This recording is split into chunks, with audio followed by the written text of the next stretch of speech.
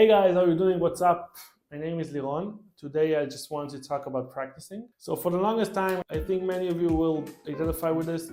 I had this practice regimen, this schedule that I go through scales, arpeggios, chord voicings, whatever, transcribing a solo, improvising, ear training. I'll go through this like every day and check off every task that I have. And recently I read this book about practicing. It really changed my perspective and it changed my progress tremendously just by applying this concept that I want to share with you right now. So let's jump right to it. So as human beings, we have this concentration and focus quality that if we start a task, it usually goes up and then it's like a wave, it goes down as we progress. Usually it's like a span of 20 minutes. So knowing this, actually, if you go through like scales, arpeggios, stuff that you already know, so you're actually wasting your best time, your best focus span on something you already know. So yeah, this is an amazing thought because it actually helped me to flip my practicing. So I take this best time, like my best concentration, and I dedicate it to the stuff that I don't know, the stuff I struggle with the most. Because usually when I get to previously when I practiced, for years I did that.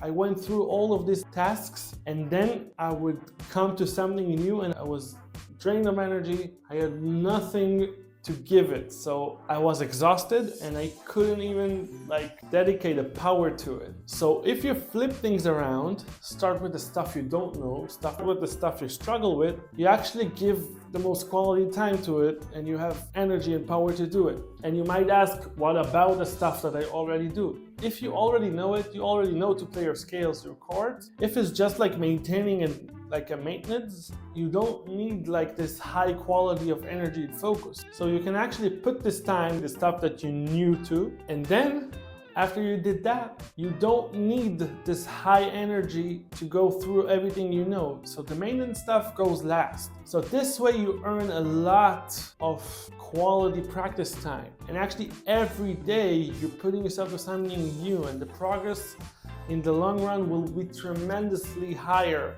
If you do this for a month, every day you put your quality time in something you don't know, something you struggle with, it will make a massive, massive change in your playing, in your progress.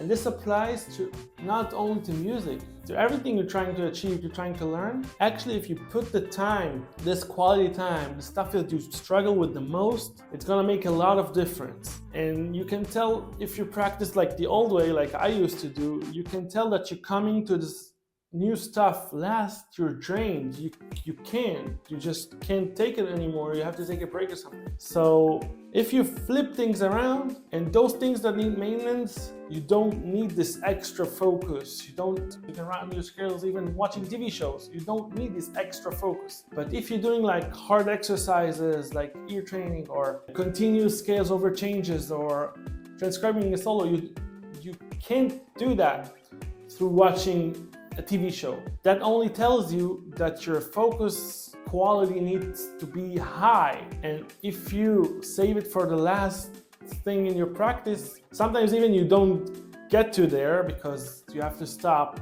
early or something. But even focus and concentration wise, you put this quality, the less quality focus into it. So yeah, I hope it did a massive, massive change in my playing. And I start my practice with something that I don't know, with something the hardest for me. And when I'm fresh and I got the power and the energy to do it, I do it.